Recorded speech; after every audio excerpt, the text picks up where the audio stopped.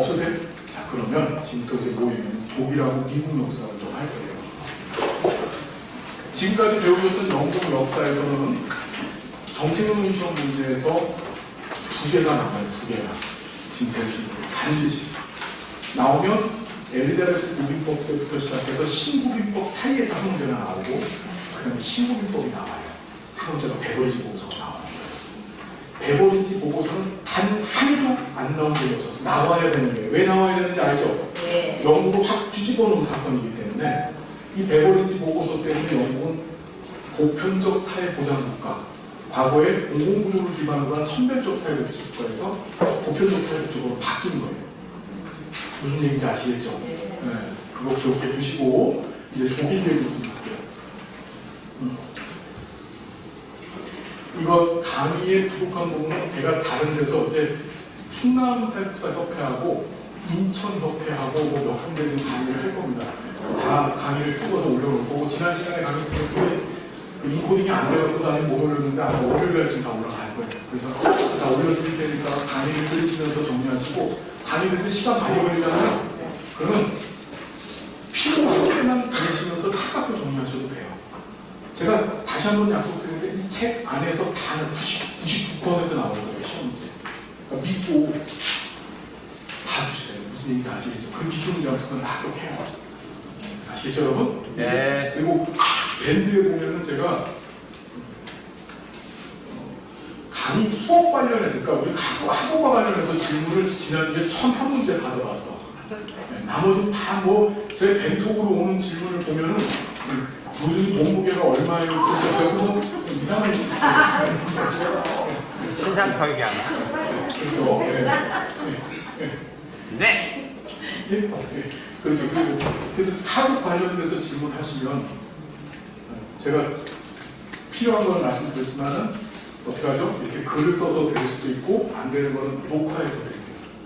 녹화해서 영상으로 밴드에다 링크를 걸어 드릴 테니까 그렇게 좀 진행을 하겠습니다. 아시겠죠? 네. 그래서 열심히 차별하는데 미루시지만 않고 제가 가자는 대로만 가시면 다 합격합니다. 그리고 말씀드렸죠. 습관. 내가 하루에 1시간을 하든 2시간을 하든 3시간을 하든 이것이 계속 습관으로 가서 2시간 습관했으면 시험 끝나고도 2시간 습관을 가지세요. 다른 거 준비하시면 자격증 준비를 말씀드리는 게 아니고 내 꿈을 성취하기 위해서는 끝까지 자기 개발이 있어야 돼요. 그죠? 그 자기 개발할 수 있는 자기 습관을 가지시는 거예요. 시간 내는 거는 굉장한 노력과 노력이 필요한데 그래서 습관이 돼야지 되지. 아니면 시간 절대 못 내요. 누누이 말씀드리지만 조금 쌓여서 나를 만드는 거거든요. 그렇죠? 맞죠? 네. 그다음에 또 하나를 좀 말씀을 드리면은 공무원에 대한 꿈도 좀 가져보셨으면 좋겠어요. 공직에 대한 꿈. 공직꿈 갖고 계신 분 계세요? 공직에 대한 꿈도 있고 복지사가 가르치는 참 많습니다. 그러니까 눈에 보이는 것만 보지 마시고 공부하시면서 특히 법제공 공부하시다 보면 보일 때 뒷담 많아요. 할 게. 그것들을 다 뭐 이렇게 품고 계획을 해보십시오. 아시겠죠? 그래서 현 시점에서 답답해하지 마시고 뭘 하려면 시험 준비를 하시면서 여러분들의 가능성과 목표를 한번 이렇게 정리해 보시는 시간 가졌으면 좋겠어요. 얼마나 생각해서 할 일이 많은데 할 일이 얼마나 많아요. 자격증 앞에서 할 수 있는 게 얼마나 전 세계를 다 뒤집어 놓을 수도 있습니다. 아시겠죠? 자, 시작합시다. 독일 역사예요. 독일. 자, 이 독일이라고 하는 나라는 독일 하면 뭐가 생각나야 되냐면 독일은 세계 최초로 사회 보험을 한 나라예요. 독일은 세계 최초로 뭐 한 나라? 사회보험.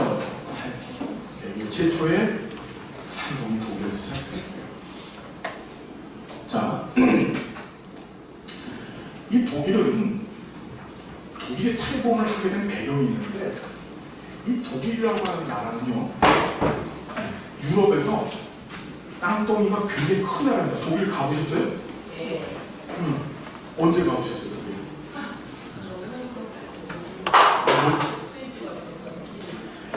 여기도 배낭여행 갔다 오신 거예요? 독일 한 번만 갔다 오셨어요? 우리 여기 선생님 독일은 안 가셨어요? 그래요. 아들 제대하면 가실 거예요 또? 아주 바람이 나셨구나. 네. 자, 이 독일이라는 나라가요 땅덩어리는 무진장 큽니다. 네. 근데 옆에 프랑스라고 하는 나라가 붙어있죠. 그리고 이 지형학적으로 이게 거의 내륙 국가예요. 그러니까 땅덩이도 크고 이 독일을 구성하고 있는 사람들이 누구예요? 게르만족이죠. 게르만족. 원래 이 게르만족이 어디서 나오는 말이에요? 원래 중앙아시아에서 13세기 그때까지만 해도 중앙아시아의 유목민이었었습니다. 유목민이었는데 중앙아시아의 훈족이라고 하는 사람들이, 훈족의 아틸다라고 하는 사람이죠. 들어봤어요? 그 사람들이 이제 중앙아시아를 점령하면서 이 사람들 내쫓은 거야. 얘네들이 그래갖고서 당시에 이제 서로마 제국이라고 하는 나라가 있죠. 그 서로마 제국 국경에 붙어갖고서 용병짓 하는 사람들이에요. 로마 제국, 라틴족 사람들의 용병이 뭔지 아시죠? 네. 걔네들 대신 목숨 걸고 싸워주는 일 하는 사람들이 게르만족이었었어요. 그러니까 혈통상으로 보면은 유목민에다가 용병짓하고 살았던 사람이었었고, 지네 나라가 없던 애들이었었는데, 얘네들 이제 독일. 원래 우리 지금 독일이라고 공부하지만 그 당시에 이건 프로이센이라고 하는 왕국입니다. 프로이센. 그 왕국에 들어가서 나라를 세운 거야. 그게 프랑크 왕국이라고 하는 최초의 독일 민족이 세운 나라죠.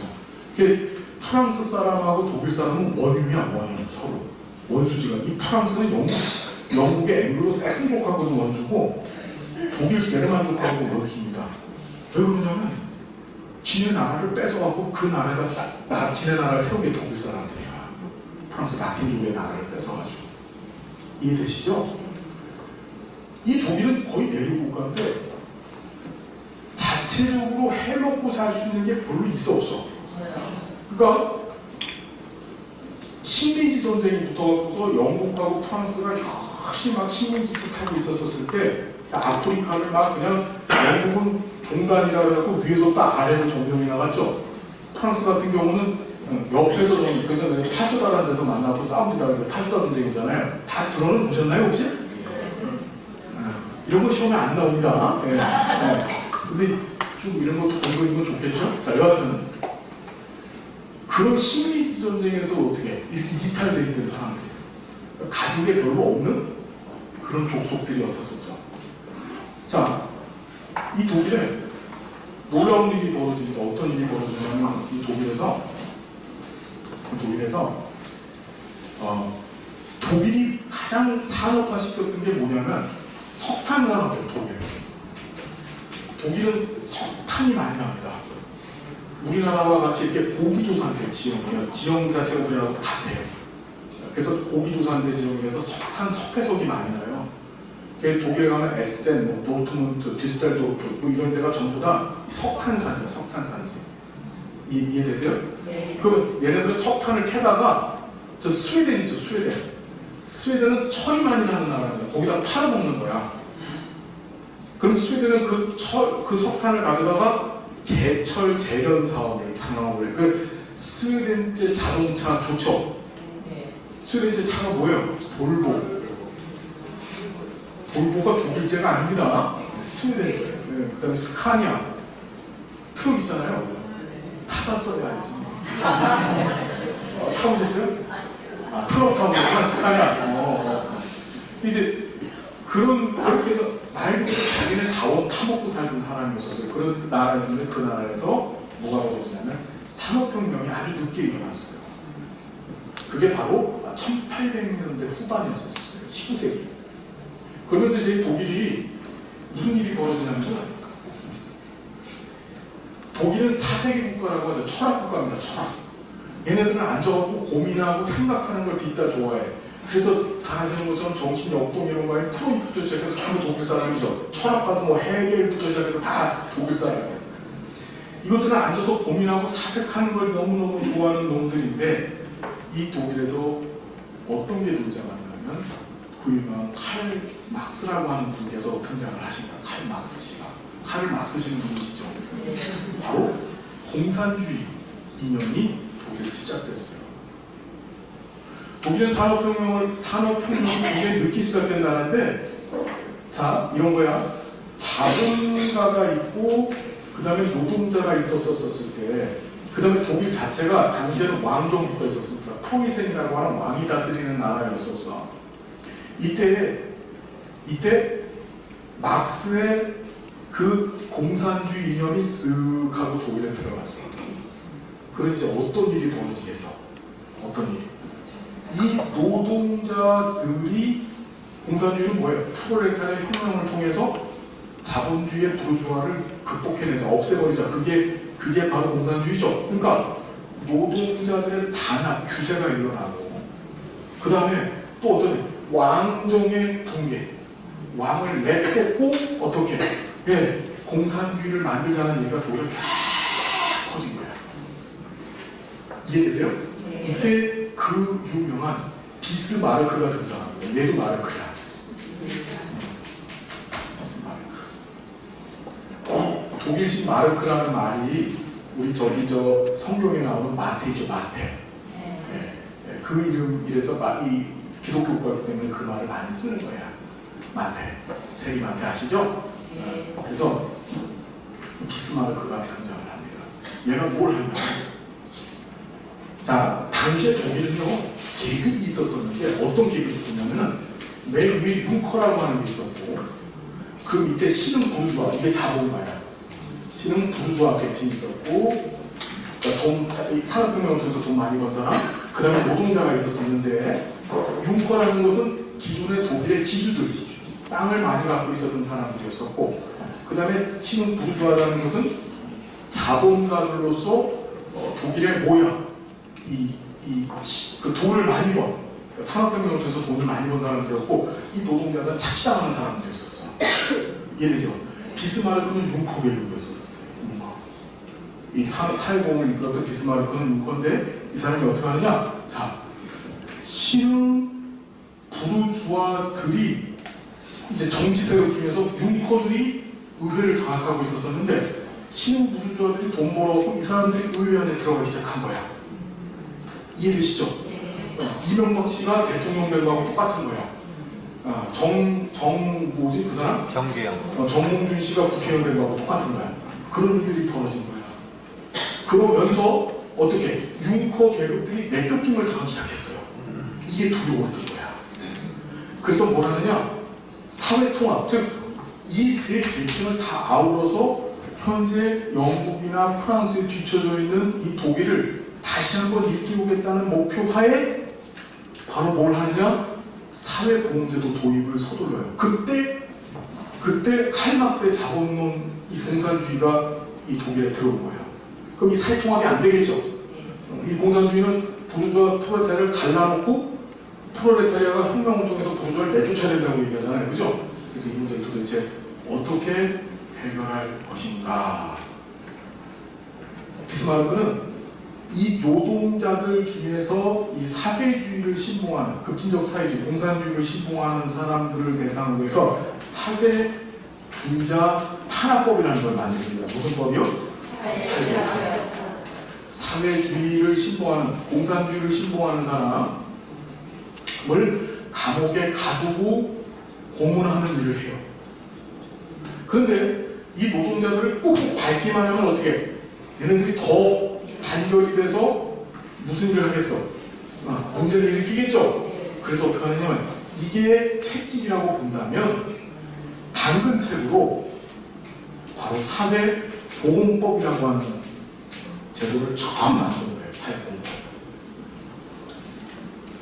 무슨 말인지 되세요? 사회보험. 그래서 당근과 채찍이라는 표현을 쓴 거예요. 그러면서 신흥 부르주아들, 의회로 진입하는 이 신흥 부르주아를 견제를 하고자 이 제도를 만든 겁니다.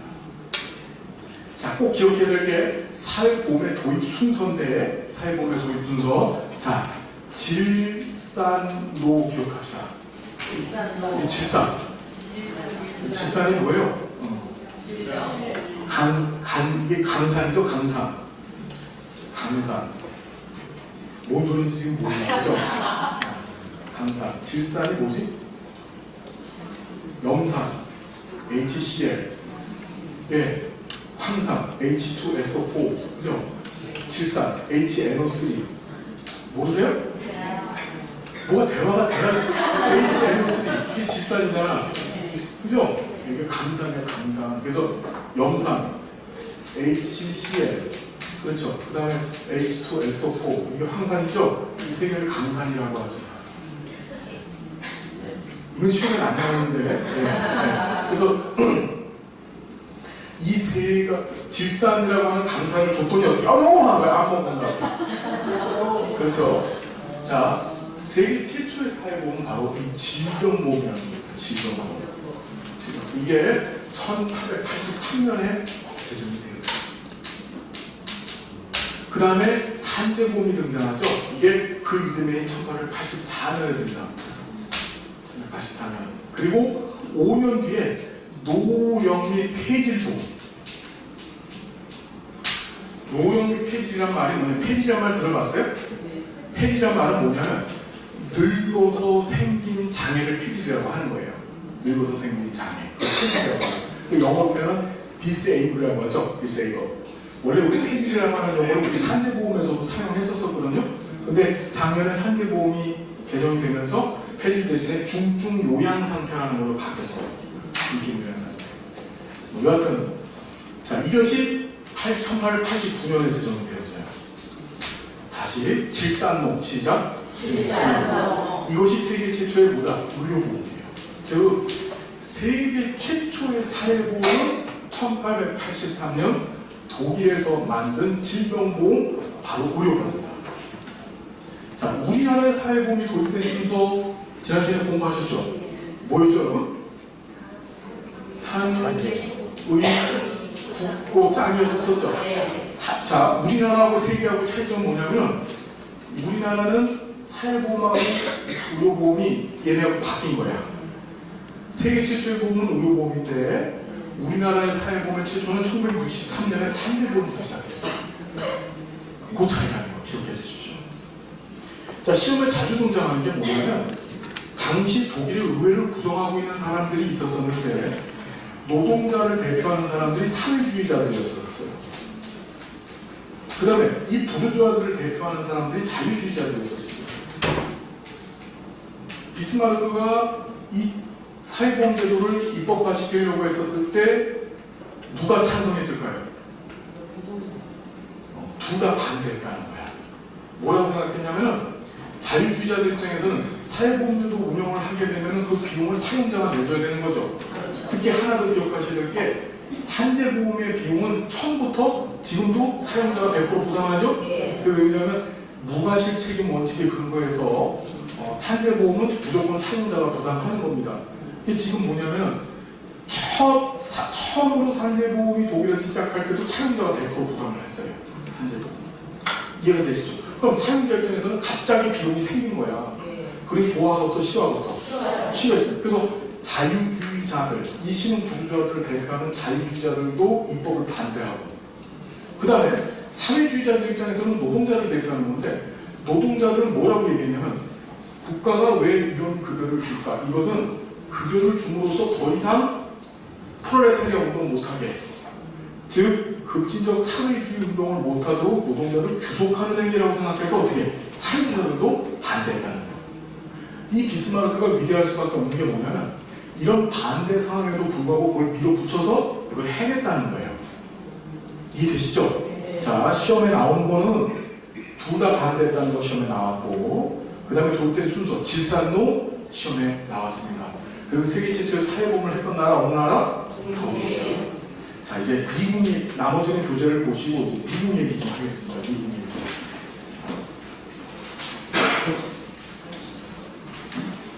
미국 얘기합니다. 미국은요, 자, 1914년에서 1917년 사이에 1차 세계대전을 해요. 참 미국이라는 나라는 대단한 나라인 게 뭐냐면 땅덩이 어마어마하게 크잖아요. 그런데 이제까지 전 세계 역사상 외적으로부터 침범을 당한 적이 있어 없어? 없어요. 한 번도 안 있어. 그게 일본 사람들한테 진주만 폭격을 당한 거야. 1946년에. 그렇죠? 그러니까 그것도 본토가 아니라 하와이에 있는 진주만. 그러니까 이 미국이 참 복받은 나라라는 걸 뭐냐면 그 덩치가 큰 나라임에도 불구하고 외국으로부터 이 침범을 당한 적이 없는 나라입니다. 대단한 나라죠. 그렇죠? 예. 뭐 그때는 뭐 멕시코가 미국을 건들고 이런 적은 있었었는데 결국 멕시코도 미국이 다 먹어버리죠. 그냥. 그렇죠? 미국의 남부에 가면은 뉴멕시코 주가 있어요. 그 멕시코 땅이야 원래. 멕시코 뺏긴 거야. 자, 여하튼 자 무슨 얘기를 하려면 1914년부터 1917년 사이에 1차 세계대전이 이루어지고 유럽에서 막 지지고 볶고 싸움하고 있었을 때 미국은 여기다가 엄청난 구조물자를 팔아먹어갖고 부자 나라가 될 거예요. 1차 세계대전은 미국을 산업국가로 도약시키는 매우 중요한 계기가 됐습니다. 미국은 부자가 됐어요. 부자가. 그러면서 이제 무슨 일이 벌어지냐면 미국이라는 나라가 항상 세계에 잘 사는 나라면서 문제를 일으키는 나라인데 지금 어떤 일이 벌어지냐면 미국의 후보라고 하는 대통령이 있어요. 후보. 미국의 31대 대통령이 후보인데 이 친구가 미국의 공화당의 대통령인데 미국이 너무 잘 사는 거야. 돈이 너무 잘 벌려. 너무 국가가 융성했어. 그런데 전 산업 종목 중에서 농업 부분만 뒤떨어져 있어. 미국이 생산해낸 생산품을 전 세계가 다 사용을 해주고 있는데 농업 부분만 뒤떨어져 있는 거야. 이유를 봤더니만은 미국에서 엄청나게 밀과 옥수수를 많이 생산해내는데 그 밀과 옥수수를 저 유럽이죠. 유럽. 영국을 중심으로 한 프랑스를 중심으로 한 유럽에서 수입을 할 때 관세를 잔뜩 매겨버린 거야. 그러니까 수출이 안 돼. 생산량은 엄청난데 그걸 팔아먹을 데가 없으니까 어떻게 해? 농업산업만큼만 안 되는 거야. 그러면 좀 포기도 할 수 있어야지. 이 나쁜 놈이 지금 트럼프하고 똑같은데 지금 무슨 짓을 하냐면 그때 이 1920년대 유럽하고 지금의 중국하고 붙었던 관세 전쟁이 붙었어요. 그 관세 전쟁이 바로 미국의 대공황을 끌고 온 사건이 되는 거야. 유럽하고 농식품에 대한 관세 전쟁을 유럽이 이 후보 대통령 때 유럽하고 붙었어요. 무슨 얘기인지 이해되세요, 여러분? 미국의 경제공황과 관세 전쟁에서 시작했어요. 지금 미국 경기가 좋다고 하는데 다시 하방으로 떨어지고 있죠. 그래서 지금 클린턴이 뭐예요? 양적 완화 다시 시작하자고 하죠. 연방준비은행에다가 FRB라고 하잖아요. 금리 인하를 요청했는데 연방준비은행에서는 금리를 인하지 않겠다고 나선 거예요. 왜냐하면 지금 경기가 하강으로 떨어지고 있어요. 무역 전쟁은 무역을 갖고 관세를 갖고 하는 전쟁은 공멸이에요. 공멸. 같이 망하는 거예요. 지금 우리나라는 그 격가지에 껴갖고서 지금 이러지도 못하고 저러지도 못하고 지금 죽을똥 살똥하고 앉아있는 거예요. 응? 금리를 떨어뜨릴 수밖에 없으면 이런 상황에서는 금리가 떨어지지 않으면 무슨 일을 하는 거예요? 어떤 일이 벌어져? 금리라는 것은 돈의 값어치입니다. 금리를 떨어뜨리면 돈 값어치를 떨어뜨리는 거예요. 돈 값어치가 떨어지면 실물의 가치가 올라가는 거예요. 실제 재화의 가치가. 그러니까 실제 재화의 가치를 끌어올리겠다는 뜻이거든요. 그럼 실제 재화의 가치가 올라갔었을 때 제일 고통받는 사람이 누구였어? 돈 없는 사람들이야. 무슨 말인지 알겠어요? 이게 지금 굉장히 어려운 상황에 우리가 처음에 그런 중요한 게 아니고 시험이 안 나오니까 왜 그런 생각이 들었어? 그래서 후보가 자, 그 짓을 하다가 1929년에 몇 년도에 경제공황을 딱 맞아요. 경제공황이라는 게 스태그플레이션이라고 합니다. 무슨 플레이션? 1929년 10월 달에 블랙 서스티, 즉 검은 목요일이라고 하는 미국 역사상 가장 충격적인 일을 경험하게 되는 거예요. 미국의 주가가 다 폭락을 하게 되고, 그렇죠. 미국 사람의 신용사회죠. 그래서 세계 지수로 신용카드부터 시작해서 할부로 같은 것들을 운영했는데 그것들이 다 작살이 납니다. 순식간에 망해버렸어요. 여러분 스태그플레이션이라는 거 들어봤죠? 네. 이게 뭐예요?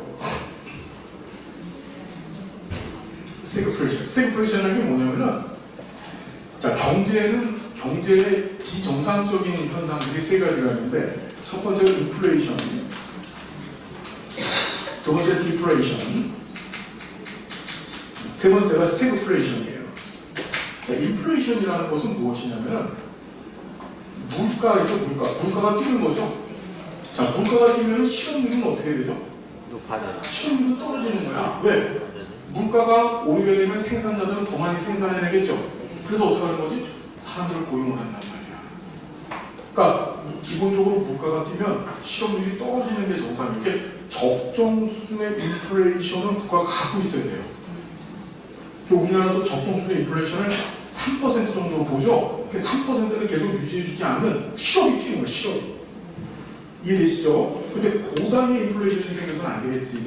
자, 그다음 두 번째가 디플레이션인데, 디플레이션은 물가가 떨어지면서 실업률이 푹 뛰는 거야.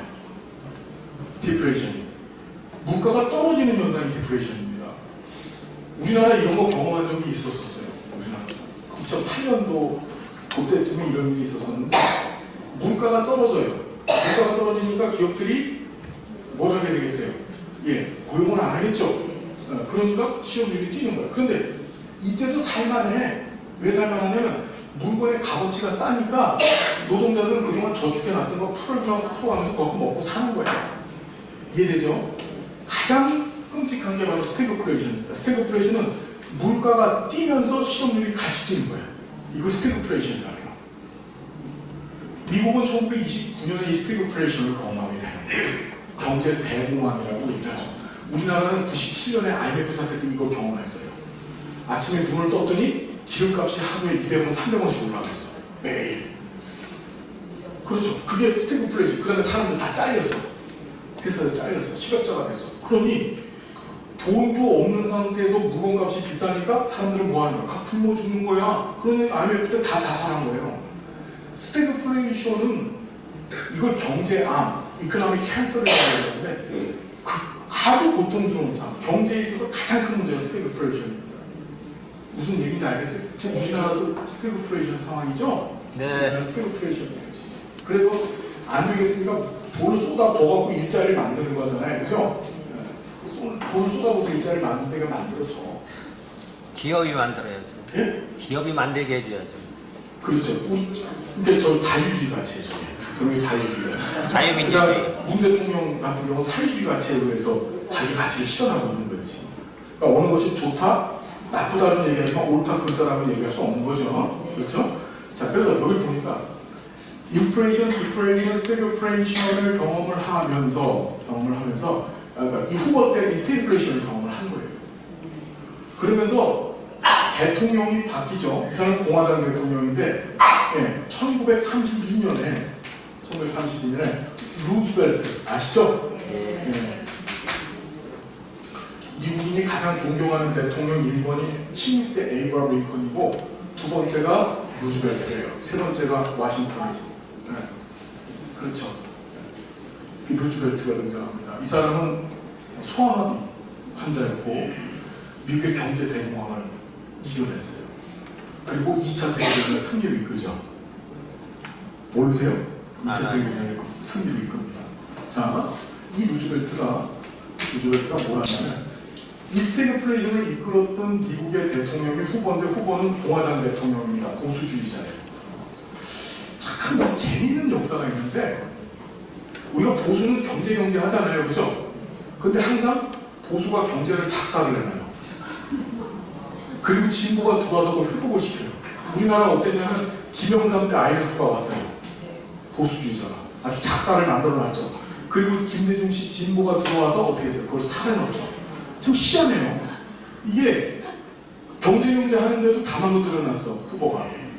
그래놓고 이걸 어떻게 루즈벨트는 당시 민주당입니다. 진보 대통령이에요. 이 사람이 대통령이 돼서 당시에 케인즈즘이라는 것이 있죠. 케인즈주의. 이것이 뭐냐면은 미국식 자유경제 체제 안에, 즉 국가가 시장 체제 안에 개입하지 말아야 된다는 것이 원칙인데 그 안에 국가의 개입을 처음으로 규정한 거예요. 국가가 개입해요. 뭐하라고? 개입해요. 이 작년에 시험문제 나왔던 건데 개입하는 이유를 뭐라고 했냐면 유효 수요 창출로 봤어요. 뭐라고요, 여러분? 자, 이 케인지즘이 등장하기 전까지만 해도 이렇게 생각해야 됩니다. 사람들은 시장 안에서 공급이 있으면 이 공급된 거를 사람들이 다 사주는 거야. 즉 공급이 있으면 수요는 저절로 발생한다. 공급이 먼저야 수요가 먼저 했었을 때 공급이 먼저라고 생각을 했었어요. 무슨 말인지 이해가 되시죠? 그러니까 이때 되게 재밌는 게 그 수요가 그러니까 농산물을 생산을 해냈는데 공급이 일어났는데 이게 수요가 안 되니까 그걸 유럽에다 팔아먹으려고 했던 거야, 후보가. 그걸 강제적으로 팔아먹으려고 하다가 둘이 싸움이 난 거죠, 유럽하고. 그래서 경제공황이 생긴 거야. 뭔 소리인지 이해가 되시죠? 네. 그러니까 모든 게 자연적으로 가야 되는데 그 짓을 하다가 그 꼴이 난 거예요. 그러니까 자, 그랬었는데 이 케인즈는 공급보다 뭐가 먼저라고? 수요가 먼저라는 얘기를 합니다. 수요가. 유효 수요라는 것은 쉽게 하면은 개인이 소비할 수 있는 여력을 만들어준다는 거예요. 그래서 수요할 수 있는 능력을 만들어주고 그걸 통해서 수요가 일어나게 해야 된다는 게 유효 수요 창출이에요. 무슨 말인지 여러분 이해되세요? 네. 그래서 이 케인지즘에 의해서 무슨 정책? 뉴딜 정책이라는 걸 합니다. 뉴딜 정책. 무슨 정책? 뉴딜이라는 말은 뭐죠, 여러분? 딜이라는 말은 분배라는 뜻이고 뉴라는 건 새로운 뜻이에요. 그러니까 이전까지 해보지 못했던 새로운 분배를 하겠다는 거예요. 자, 국가가 이 케인즈주의를 우리 다른 말로 수정자본주의라고 하는데 자본주의 자체는 시장경제체제이기 때문에 국가의 시장 개입을 반대한단 말이야. 그런데 거기에 국가가 어떻게 개입을 하려는 거야. 수정자본주의는. 그러니까 국가가 시장 안에 개입을 해서 국민들의 유효 수요를 창출해야 돼. 어떤 식으로 창출하느냐. 대단위의 기간 산업들을 만들어내는 거야. 우리가 쉽게 얘기하는 SOC라고 얘기하죠. 그렇죠. 이 뉴딜 정책의 핵심은 뭐냐면은 일자리 만들기 사업이었던 거예요. 일자리 만들기 사업. 미국의 고속도로 이때 다 뚫려져요. 이 미국의 철도망 이때 다 만들어집니다. 이 뉴딜 정책 기간 동안에. 미국의 전화 통신망 이때 다 만들어지고 고속도로 하이웨이 만들어지고 세계에서 제일 큰 댐이 뭐죠? 댐이? 지금 세계에서 제일 큰 댐은 중국의 산사이 댐이죠? 네. 그 산사이 댐 만들어지기 전에 댐이 후보댐이에요. 후보댐. 후보가 바로 미국의 그 공화당 대통령 이름 따서 만든 댐이에요. 그게 세계에서 제일 큰 댐이었었어. 그 댐, 후보댐 전에가 뭐야? 그 이집트의 이수안 댐이었었죠? 그렇죠? 그런 거 시험에 안 나오니까 안 쓰셔도 돼요. 안 쓰셔도 돼요. 네. 뭐든지 다 쓰고 계셔 지금. 네. 이게 쓰고 계신데 이 자세가 뭐냐? 몽환의 자세야. 지금 이러고 계신데. 자, 여하튼 자, 잘 보세요. 잘 보십시오. 국가가 재정적 적자, 빚을 잔뜩 내가지고 그걸 갖고서 뭐 하는 거지? 일자리를 막 만드는 거야. 일자리를 만들고 그 만들어진 일자리를 통해서 사람들이 일을 하게 만들면 이 사람들이 일을 하게 되면 무슨 일이 벌어지는 돈을 받죠. 월급을 받잖아. 그럼 거기에 소득세가 나오지. 그렇죠. 그 돈을 갖고서 시장 나가서 물건을 쓰면은 부가가치세 내야 돼. 소비세를. 그것은 다시 어디로 들어가는 거야? 국가에서. 여러분들이 지금 이제 생각하시는 중에 뭐냐면 왜 나라가 무슨 일자리 안정자금을 주고 돈을 왜 쏟아붓느냐고 얘기하는데 어떤 나라든지 간에 경제 위기 상황에서 돈을 쏟아부어요. 어떤 나라든지 경제를 살리는 정책은 이거밖에 없어요. 그래서 일본은 어떻게 했냐면은 우리가 일본의 잃어버린 10년의 기간이라고 하잖아요. 2010년 아베가 정권 잡기 전까지만 해도 어떻게 했어요? 노인들한테 한 달에 80만 원씩을 공짜로 줬어요. 쿠폰을 막 나눠주고요. 막 쏟아붓는 거야. 그럼 이 사람들이 갖고 나가서 노인들이 나가서 소비를 하게 만드는 거야. 그러니까 국가가 무상으로 기저귀를 사주는 게 아니고 본인이 돈 갖고 나서 기저귀를 사게 만든 거야. 그래야지만 뭐가 생겨요? 그 안에 소비세가 붙잖아. 국가가 주면 소비세가 안 붙죠? 그러니까 소비세가 붙게 만들기 위해서 돈을 줄 테니까 네가 나가서 물건을 사라고 시킨 거야. 지금 일본이나 미국이나 하고 있는 양적 완화라고 하는 정책이 뭐냐면 돈을 막 찍어. 돈을 막 찍으니까 돈이 막 돌아다닐 거 아니야. 그죠? 이 돈을 갖고 나가서 막 쓰라는 거야. 막 쓰라는 거. 그게 경기 살리는 방법이에요. 지금 정부에서도 돈을 막 찍어갖고 막 지금 쏟아붓고 있죠. 우리가 보면 되게 아까운 짓 같은데 개인 입장에서 그러니까 우리가 경제 주체 중에서 가게나 기업이 그런 짓을 하면 망하는 건데 정부는 그렇게 해도 돼. 왜? 이유가 뭐냐면 정부는 유일한 완전한 신용의 보증 조직이에요. 정부는 망하지 않죠. 원칙적으로. 무슨 말인지 되시죠? 그러니까 정부는 이런 상황에서는 돈을 막 풀어대는 그러니까 추경을 하고 막 돈을 막 쏟고 막 그냥 막 세게 붓는 거야 지금. 그게 사는 길이기 때문에. 무슨 말인지 아시겠어요? 그걸 놓고서 이게 뭐 저런 빨갱이 놈들 이렇게 얘기해도 되지만 네, 정책의 방향 목적이 있는 거예요. 그런 게. 아시겠죠? 자, 중요한 거는 자 그래서 수요가 창출되어지면은 이 사람들이 나가서 뭐라는 거지? 돈을 쓰고 이것이 결국 정부 재정으로 다시 돌아와서 뉴딜 정책은 성공했어 못했어? 대성공을 해서 미국은 드디어 살아나왔어요. 이 경제공간을 벗어난 거예요. 근데 문제가 있어.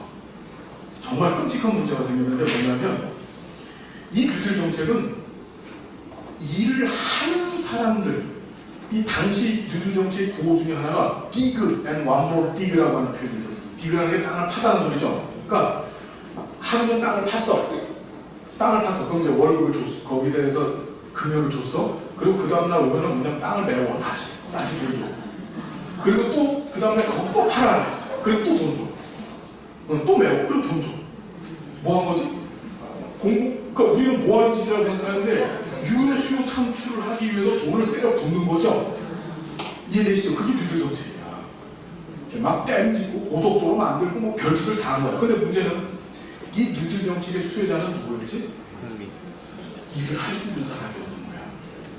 근데 문제는 진짜 문제는 뭐냐면 일할 수 없는 사람들, 노인이나 장애인이나 이런 사람들은 수혜자가 될 수 있다 없다? 없었어. 그래서 이런 사람들을 위해서 만든 바로 법이 연도기업이야. 연도 묻는 문제가 세상에 시험 문제 대놓고 나왔던 게 이거 하나야. 1935년에 사회보장법이에요. 무슨 법? 사회보장법. 여러분은 사회복세 1급 시험 중에서 사회보장법이 제정된 연도는 언제입니까? 이렇게 문제가 나왔었어요, 진짜. 1930. 연도를 대놓고 시험 문제 묻는 문제가 이거 하나 있었습니다. 몇 년도? 1935년. 자, 미국은 세계 최초로 소셜 시큐리티 사회보장이라고 하는 용어를 공적으로 사용한 나라야. 독일은 사회보험의 국가, 오케이? 그렇죠? 미국은 무슨 국가? 사회보장의 국가야. 자, 그래서 얘네들은 뭘 하느냐? 세 가지 사회보장법을 만들면서 여기서 노령연금, 다시 뭐라고요? 이거 구성이 중요해. 노령연금, 실업보험, 공공부조. 여러분 이거 시험 문제 얘가 나왔다면 얘가 나온 거예요. 세 가지 체제를 지지. 65살 이상 된 노인들은 뉴딜 정책을 핀다고 해서 일을 할 수 있어요? 없어요? 할 수 없지. 그러니까 이 노인들에 대해서만큼은 국가가 부조해주겠다는 거야. 이게 노령연금. 이해되죠? 네. 중요한 게 이 노령연금은 누가 담당해? 이것도 일종의 사회보험 비스무리한 거거든요. 사회보험은 국가가 책임지는 거죠. 미국 정부는 연방정부하고 주정부가 있죠? 네. 예. 우리나라의 중앙정부에 해당하는 게 연방정부야. 이 연방정부가 노령연금을 책임졌어. 이게 시험에 나왔습니다. 연방정부가 뭐 했다고? 노령연금을 책임졌어. 자, 실업보험하고 이 공공부조는 이거는 공공부조적 성격이 강해요. 이해되세요? 그래서 이거는 중앙정부에 해당하는 연방정부가 재정적 보조를 해주고 실질적인 운영은 주정부가 한 거야. 이건 할아버지들, 할머니들. 그렇죠? 이거는 실업보험이라는 게 실업자야. 실업자. 뉴딜 정책에서 일을 하다가 못한 사람들 있죠? 이 사람들을 보호를 해줘야 될 거 아니야. 공공부조가 해당하는 대상이 누구냐면 여기 보니까 65세의 노령 빚는 맹인 요보 아동, 신체 장애 아동, 고아나 신생아, 산모 같은 사람들 있죠. 이런 사람들은 공공구조 대상으로 보고 이런 사람들에 대한 생활 부족을 한 거예요. 자, 여러분, 자, 쉽게 얘기하면 사회보장법의 핵심은 뭐냐면 뉴딜 정책에서의 소외자들의 생존을 보장하기 위해서 만든 게 바로 뭐라고? 1900 몇 년도? 40년도 사회보장법. 자, 이래서 미국 역사가 나왔어요. 이게 시험 문제 나오는 거고요. 37페이지서부터 이거 볼 건데, 복주가 유형화 이론 있죠? 이건 여러분들이 좀 봐주세요. 네, 봐주시고. 자, 시험에 반드시 나올 거는 조지하고 밀딩 보이시죠? 40페이지. 조지하고 밀딩.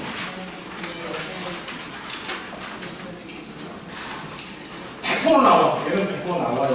이데올로기적 관점에서 유형화를 시켰기 때문에 아주 특이한 유형화 과정이에요. 얘는 시험에 100% 나오는 거, 오케이? 잠깐 넘기시면은 에스미 앤더슨 나오죠? 에스미 앤더슨이 작년에 안 나왔는데 안 나온 게 기적이야. 얘도 100% 나오는 거야. 왜 그러냐면은 에스미 앤더슨은 제가 옆에다가 그 주석을 달아놨는데 가장 최근에 등장하는 주목받는 복주과 유형화 이론으로 채용시험에서 거의 매일 출제됐다. 그러니까 우리가 정책 관련된 학생들 논문을 쓰죠? 논문 쓸 때 유형화 논문을 많이 쓰거든요? 그때 전부 에스미 앤더슨 관점으로 유형화 이론을 펼쳐요. 그러니까 교수들이 에스미 앤더슨만 가르치는 거야. 그러니까 시험에 나와 안 나와? 그러니까 유형화 이론 중에서 조지하고 몰딩의 이데올로기적 모형하고 에스미 앤더슨의 상분 모형 자보사라고 하는데 자유주의 복주가, 보수주의 복주가, 삼인주의 복주가 얘는 시험에 100% 나온다. 자, 복주과 황금기 위기 재편기 얘기 좀 해봅시다. 이 얘기 좀 해보자고요.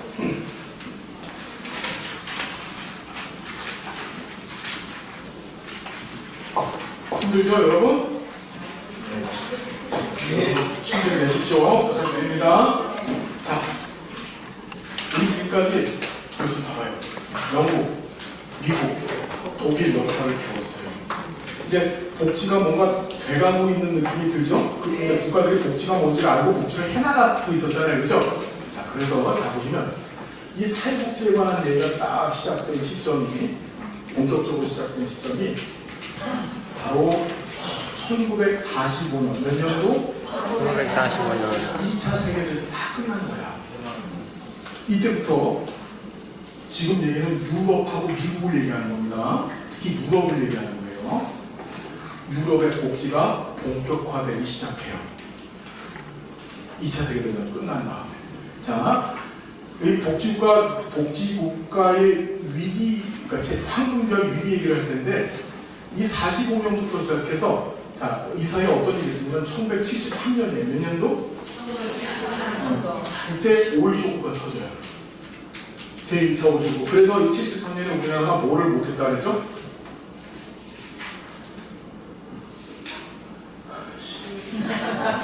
우리 지난 시간에 배웠잖아. 1973년에 국민복지연금법이 제정되어졌었는데 했다 못했다. 왜? 오일 쇼크 터져가지고. 그렇죠. 그 다음에 1979년에 제2차 오일 쇼크가 터져요. 오일 쇼크가 뭐예요? 기름값이 오르니까 이때 우리가 잘 아는 오페크 석유 수출국 기구라는 게 만들어진 거야. 이게 다막기, 카르텔이라고 얘기하죠? 이것들이 만들어져서 기름값을 하루 사이 20배로 올려놨죠. 20배로 올려요, 20배. 자, 사회복지는 돈이 있어야만 돼.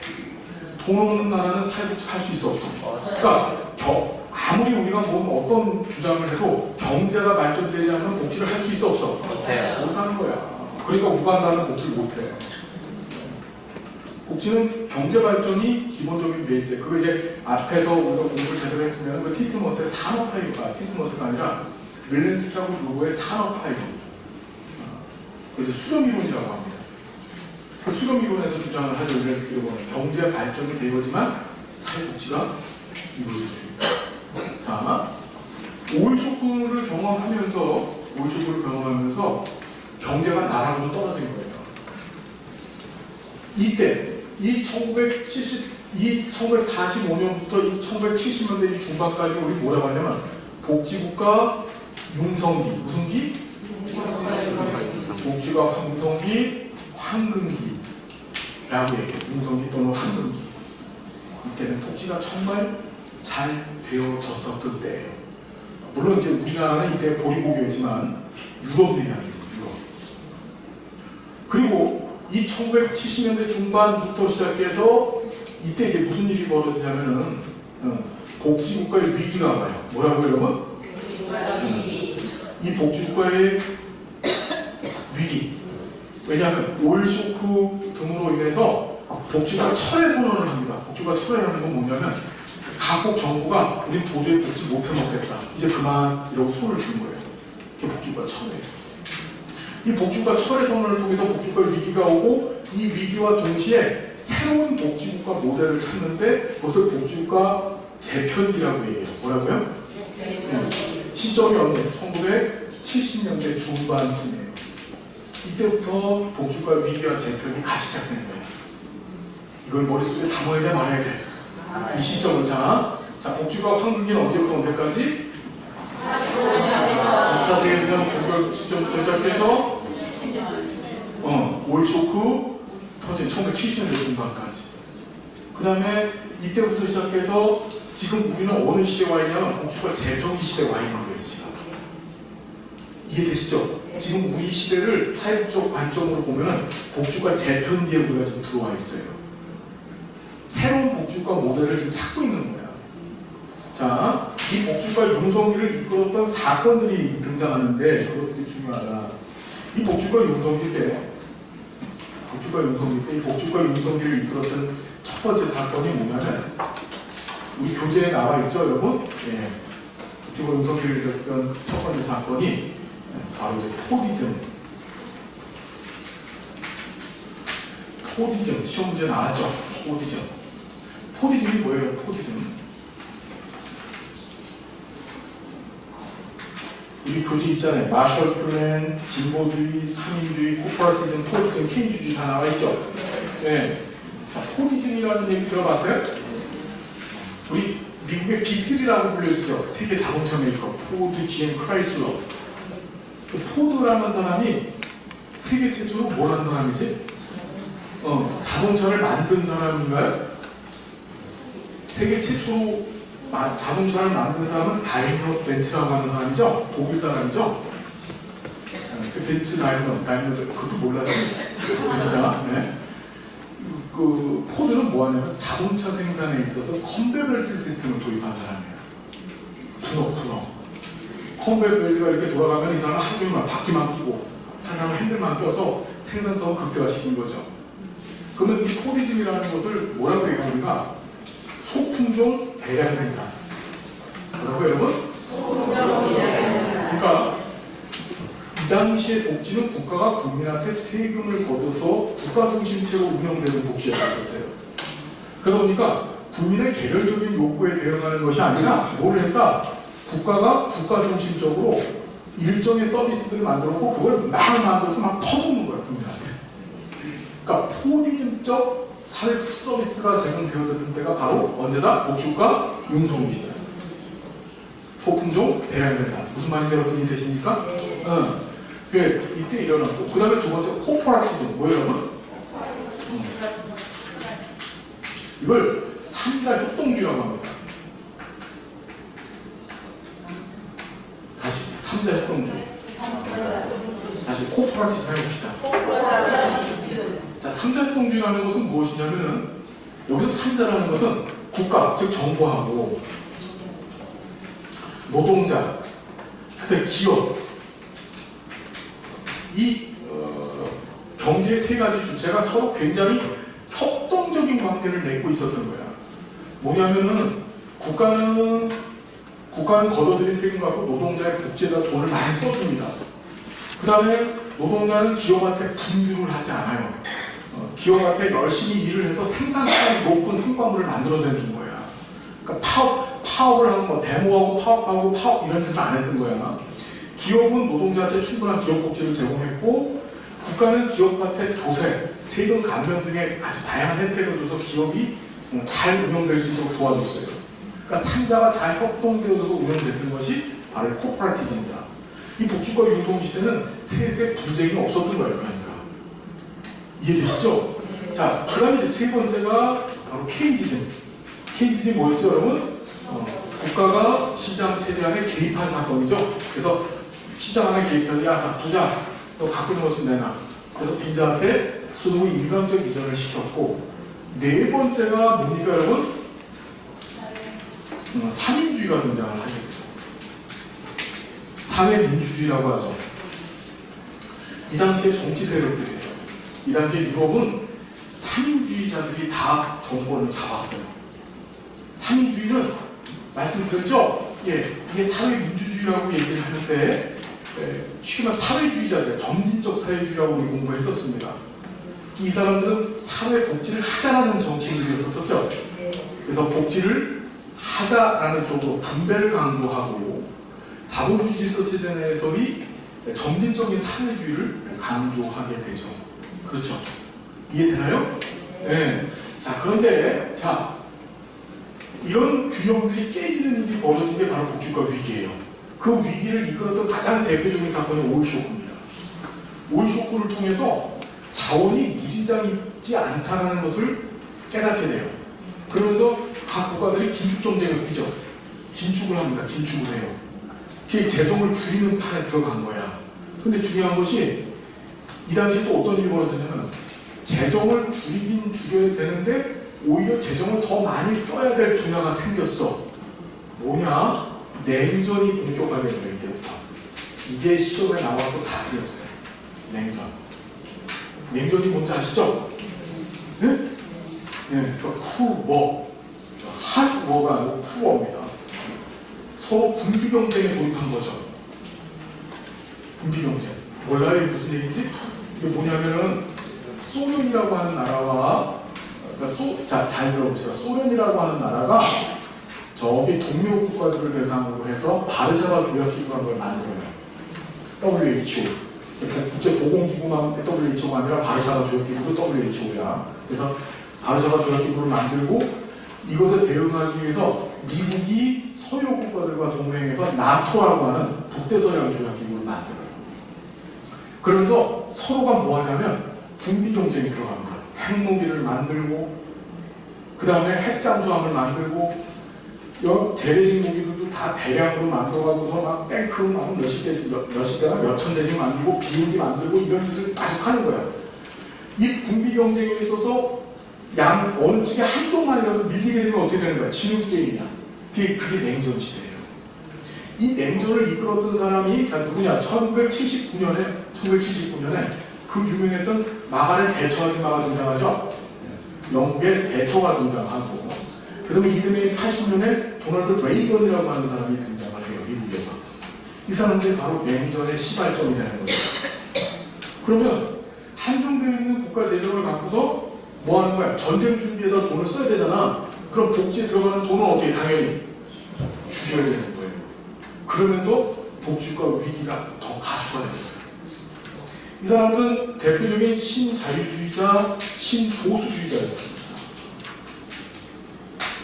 대처는 대처리즘이라는 걸 만들어내고 그 다음에 레이건은 레이건노믹스라고 하는 개념을 만들어내죠. 그러면서 국가의 복지 관련된 재정 지출을 급속하게 줄여요. 그걸 통해서 뭘 하는 거지? 네, 군비 경쟁에다 돈을 쏟는 일을 산 거예요. 자, 그러면서 뭔 일이 벌어지냐? 포디즘이 깨집니다. 포디즘이 깨져요. 그래서 네오포디즘이라는 게 등장합니다. 무슨 포디즘? 네오라는 것은 뉴, 새롭다는 뜻이에요. 그래서 이 네오포디즘을 이끌었던 사건이 여기 볼게요. 복지국가 위기를 경험하면서 동시에 복지국가 재편기가 됐잖아요. 이 당시에는 복지를 누가 제공했어? 국가가 제공했다 그랬죠. 그런데 이 당시에 들어서 이 복지국가 재편기에 들어서 더 이상 복지를 국가 혼자서 제공할 수 없어. 자, 누구 보고 들어오라 했냐면 민간 니네들도 복지하러 들어와. 즉 복지 제공 주체가 다원화된 거야. 복지국가 재편기의 가장 중요한 특징을 우리 뭐라고 하냐면 복지다원주의라고. 무슨 주의? 이 복지다원주의를 다른 말로 복지혼합경제라고 합니다. 복지다원주의, 복지혼합경제. 그래서 복지혼합경제라는 거, 복지다원주의라는 건 복지 제공의 주체가 과거 국가 중심이었던 것이 누가? 민간 등이 들어와서 여러 가지가 된다는 소리야. 자, 시험에 어떻게 나왔냐면은 17년도 시험, 오늘 희한하게 장기 항목만 얘기해, 진짜. 노인 장기 요양 보험 제도가 어떻게 복지다원주의가 가장 많이 반영되어진 제도는 뭡니까? 이렇게 나왔어. 우리나라에서. 그러니까 복지다원주의가 가장 많이 반영된 제도는 뭘까요? 민간들이 많이 참여하는 사회복지제도를 얘기하죠. 그게 뭐지? 노인 장기요양보험. 보기에 그게 나왔었어요. 그래서 어린이집 있죠, 어린이집. 영양불법상에 어린이집도 다 민간들이 하고 있죠? 네, 민간들이 하고, 노인 장기요양이 장기요양 기관들도 다 민간들이 하고 있죠? 복지다원주의가 반영되어진 뭐다? 사회보장제도다. 기억하십시오. 여러분 시험에 나왔던 겁니다. 복지다원주의, 그죠? 제공 주체가 여럿이 됐다는 거야. 이 네오포디즘은 뭐냐면은 이런 복지다원주의 개념하에서 과거의 소품종 대량 생산체였던 이 서비스 제공의 내역들이 다품종 소량 생산체로 바뀐 거예요. 뭐로 바뀌었다고요? 다품종. 종류가 여러 개입니다.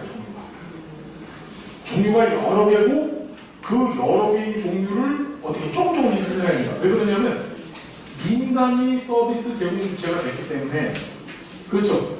민간의 가장 큰 장점은 뭐냐면은 개별적인 국민 요구에 대응할 수 있다는 거야. 우리 사회복지 서비스가 이제 우리 사회복지 급여를 다른 말로 사회복지 서비스라고 얘기하는데 사회복지 서비스의 제공 주체는 크게 공공이 있고 민간이 있어요. 다시 공공은 중앙정부와 지방정부가 있어요. 마치 공시처럼 기억을 하셔야 되는데 중앙정부 쪽으로 올라갈수록 정책의 효과성은 굉장히 좋아. 무슨 성은 좋아? 효과성. 즉 정책의 목표를 달성하는 데 들였다 좋아. 그런데 밑으로 내려갈수록 효과성은 나빠. 왜? 민간은 이윤을 추구하기 때문에 같은 정책 관련된 비용을 쏟더라도 해당의 비용이 어떻게 이윤으로 빨리 들어갈 수밖에 없는 거야. 그 효과성이 나빠요. 반면에 효율적인 측면으로 본다면 효율성적 측면으로 본다면 어떻게 되는 거지? 민간 쪽이 가장 효율적이야. 즉 적은 비용을 갖고서 더 많은 산출을 얻어낼 수 있는 거예요. 정부 조직은 비대하죠. 비대하고 조직 운영에 있어서 운영 효율성이 떨어질 수밖에 없어요. 무슨 말인지 알겠습니까? 그 다음에 국민의 개별화된 요구에 대한 대응성, 요구 대응성적 측면에서 보면 뭐지? 민간이 제일 좋은 거야. 민간은 개별 국민들을 대상으로 해서 서비스를 개별화되게 제공할 수 있어. 하지만 여기처럼 국가가 중심이 됐었을 때는 포디즘적으로 개별화된 서비스를 제공할 수 있어요? 없어요? 없는 거예요. 이해되시죠? 무슨 얘기인지. 그래서 잘 보시면은 네오포디즘은 이런 복지다원주의에 근거해서 민간들이 주체가 돼가지고 다양한 종류의 서비스를 조금씩 만들어서 그걸 제공하는 거예요. 그게 바로 네오포디즘입니다. 다품종 뭐라고요? 소외한 생산체제로 가는 거죠. 그 다음에 세 번째가 뭐가 등장하냐면 이 코퍼레티즘 붕괴가 돼요. 뭐라고요? 코퍼레티즘이 붕괴되죠. 그래서 3자 협동주의가 깨지게 되고 이때 여러분 잘 아시는 바로 세계화가 일어나죠. 글로벌라이제이션, 세계화. 들어봤어요? 세계화.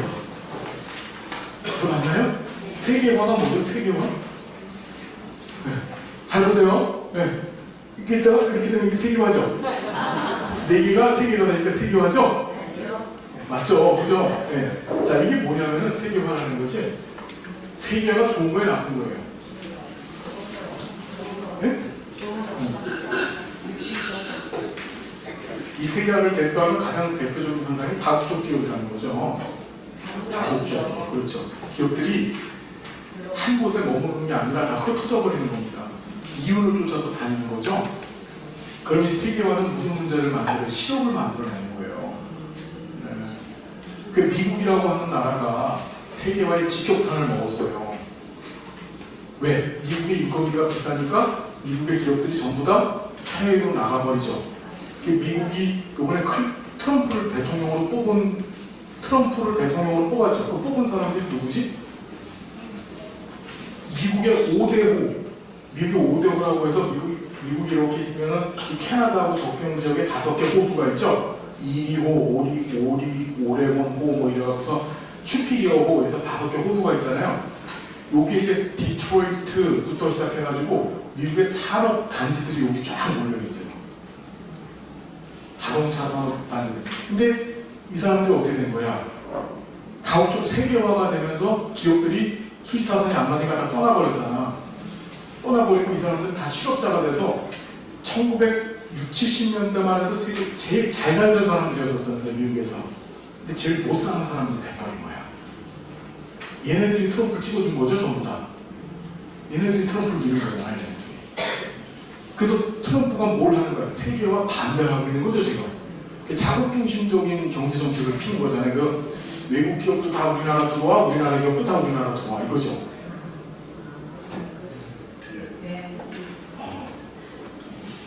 그 트럼프는 애국자예요. 미국 입장에서는 그런 애국자가 없어요. 네? 그러니까 사실은 미국이니까 그렇게 국수주의적인, 맞아요. 그 정도 할 수 있는 거예요. 대단한 거죠, 미국이. 그렇죠. 네. 세상에 중국하고 싸우잖아요, 지금. 중국이 조금 못 쓰는 거죠, 지금. 네. 말 그대로 시진핑은 깽깽깽을 지금 하고 있는데 밑으로는 어떻게 되는 거야? 앞에서는 깽깽깽 하고 있지만 밑에서는 살려주세요 지금 하고 있는 거죠. 우리나라 지금 일본하고 그러고 있잖아요, 지금. 네. 앞에서는 깽깽깽 막 무슨 뭐 나쁜 놈 하고 있는데 오늘 뉴스 봤죠? 트럼프 대통령한테 중재를 해달라고 요구했대잖아. 그런데 트럼프가 뭐라 그랬어요? 일본도 원하면 해주겠다 이렇게 했는데 일본은 안 원한대잖아요. 이게 참 큰일이에요, 그죠? 네. 강대국가 약속은 그런 차이점이 있는 거예요. 그러니까 세계화라는 것은 말 그대로 이 WTO 체제. WTO가 뭔지 아시죠? 월드 트레이딩 오거나이제이션, 세계 무역기구라고 합니다. 이 세계 무역기구가 등장하기 전까지만 해도 과트 체제라고 얘기하죠. 관세 및 무역에 관한 일반 협정 체제였었는데 그것이 WTO 체제로 바뀌었어요. 이 WTO 체제는 4라운드, 4가지 라운드에, 그러니까 4가지 원칙에서 운영이 되어지는데 그 첫 번째가 컴퍼티션 라운드, CR이라고 합니다. 관세 철폐죠, 관세 철폐. 그렇죠. 그러니까 관세를 없애다 보니까 각 국가 간의 무역을 자유롭게 하자는 겁니다. 소비자, 국민들은 제품을 구입할 때 다른 거 아니고 물건의 가격과 그 다음에 제품의 질만 가지고 구입할 수 있는 루트를 만들자는 게 컴퍼티션 라운드, CR, 경쟁 라운드예요. 그 다음에 두 번째가 블루 라운드. 노동자가 생산품을 생산해냈었을 때 그 노동자가 어떤 사람이냐 이거야. 노동자를 강압하거나 강탈해서. 그러니까 파키스탄 같은 데서 애들을 묶어놓고서 양탄자를 짜게 만들죠? 그런 제품을 쓰지 않겠다는 거예요. 그게 블루 라운드. 우리가 노동자를 블루 칼라라고 얘기하죠. 블루 라운드라고 얘기를 하고. 그래서 GR, 그린 라운드입니다. 환경 오염 시키는 거 인정하지 않겠다.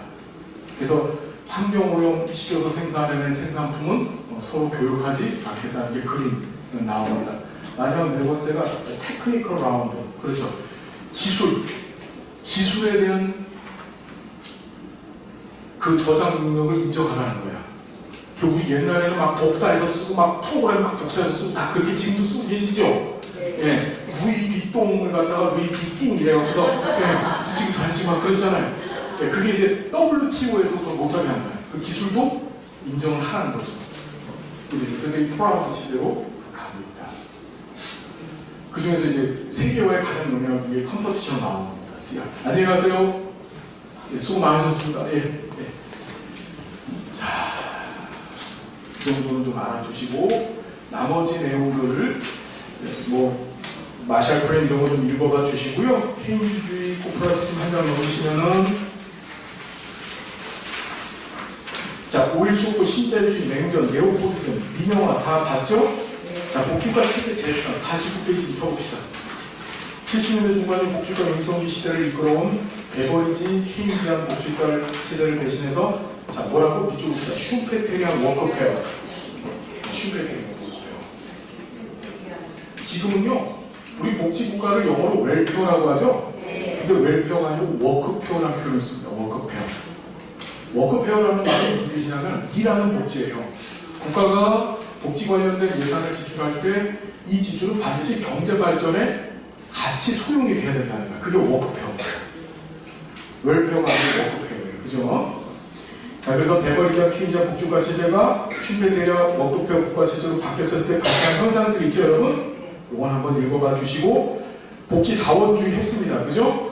이거 한번 다 봐주시고, 제3의 길이 시험 문제 나옵니다. 제3의 길. 인간의 얼굴을 한 시장 경제주의. 이 영국에서 시작된 건데, 앤서니 기든스라고 하는 사람이 이걸 만들어냈어요. 그 영국은 이 제3의 길을 추종하는 나라죠, 지금. 이게 되게 재밌는 게 뭐냐면은, 고복지, 고부담 조율로 요약되는 전통적 3인주의와 고효율 저부담 불평등의 경제적 신자유주의에 섞어놓은 여기 보시면요, 여기는 3인주의가 집권을 했고, 그렇죠? 이거를 제1의 길이라고 얘기를 했어요. 그 다음에 이 복지권 위기 재평기 때는 이때 누가 등장을 해? 마가렛 대처와 같은 신자유주의가 등장하죠. 그래서 이 제2의 길이 바로 신자유주의의 길이야. 그러니까 3인주의와 신자유주의의 절충점을 찾은 거예요. 영국은 정당이 크게 두 개가 있죠. 뭐죠? 보수당과 노동당이 있어요. 보수당이 바로 보수주의자들이죠. 자유당이라고도 합니다. 그 다음에 노동당은 진보정당인데 이걸 98년에 밀어붙였던 사람이 토니 블레어인데 토니 블레어가 노동당이겠어? 보수당이겠어? 노동당. 그러니 웃긴 거야. 노동당의 총리였는데 즉 진보주의자가 3인주의 정책을 하지 않고 자율주의 정책, 즉 국가가 복지에 돈을 쓰되 그것을 경제발전에 연동시켜야 된다라고 얘기를 한 게 바로 진보주의자가 얘기를 하게 됩니다. 그만큼 영국이 그때 경제적으로 어려웠다는 거예요. 이해되죠? 그러니까 정치 논리보다 경제 논리가 앞장설 수밖에 없다는 거예요. 네, 지금 그래서 우리 대통령도 어떻게 돼요? 최저임금 밀어붙이다가 지금 포기했죠? 예. 그러니까 항상 돈이 먼저입니다. 돈이. 그렇죠? 자, 보시고 사회적부터 읽어보시고요. 자, 정책 과정론 나와 있는데 이 얘기를 아주 다다다다닥 할 테니까 잘 좀 들어봐요. 네.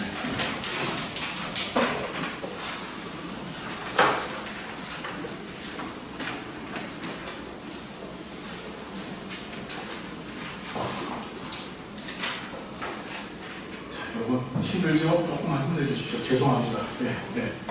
저는 진짜로 뭔가를 이렇게 막 알게 하고 싶어요, 진심으로. 그게 진짜로 일하는 막 패션, 열정만 있는데, 시간도 안 되고, 진짜, 여러분들은 지금 거의 가사 상태야, 지금 이렇게 보니까, 몸하고 지금 정신이 분리가 되고, 여기 정신 같은 부분은 떠다니고 있어, 지금. 그렇죠? 마치 내가 아닌 것 같죠? 네? 자, 지금 끄떡거리시는 분들이 계세요. 자, 사회복지 정책이 어떻게 만들어질까? 이제 그 얘기를 우리가 다뤄볼 겁니다. 사회복지 정책이 어떻게 만들어질까? 여러분 잘 좀 쫓아와 주십시오. 정책은 맨 처음에 사회 문제에서 시작된다. 우리 이거 공부했었나요? 네. 이거 안 해도 되겠네요. 네. 그래서 했었지 참. 그래서 이거 나머지는 여러분들이 읽어봐 주시고 우리 교재에 있는 내용만 보시면 되고 파란색 글씨 위주로 정리하시면 돼요. 자, 그 다음에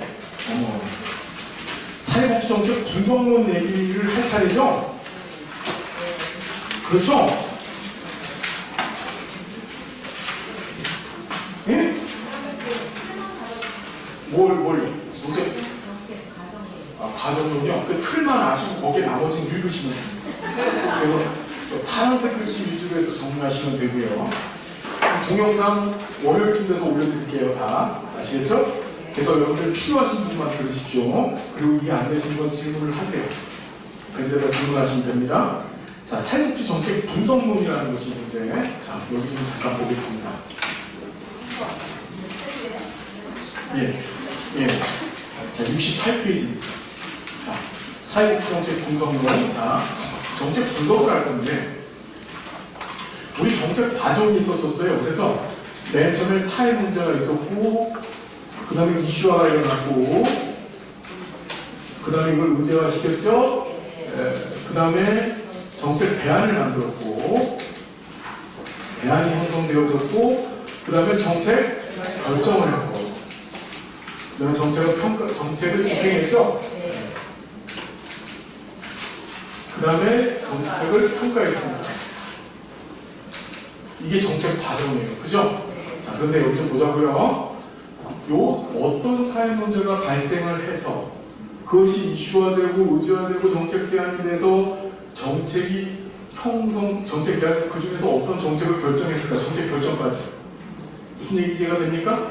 여기까지를 우리는 뭐라고 얘기하냐면, 여기까지를 정책 형성 과정이라고 했어요. 기억나요? 이걸 정책 형성 과정이라고 하고, 이 정책 형성 과정을 증명해내는 것을 과정 분석이라고 하는 거예요. 무슨 분석? 길버트하고 테레라고 하는 사람이 이걸 과정 분석이라고 얘기했습니다. 그래서 과정 분석 관련된 논문을 보면 제목이 이런 거야. 국민기초생활보장법 제정의 역사. 국민기초생활 노인장려양보법 제정의 역사. 그렇죠. 그런 논문들이 있어요. 그건 뭐다? 과정 분석한 거야. 어떻게 해서 그 제도가 만들어졌는지를 보는 거야. 그 다음에 평가. 정책을 평가하죠. 집행되어진 정책을 평가하는 것이 이게 성과 분석이야.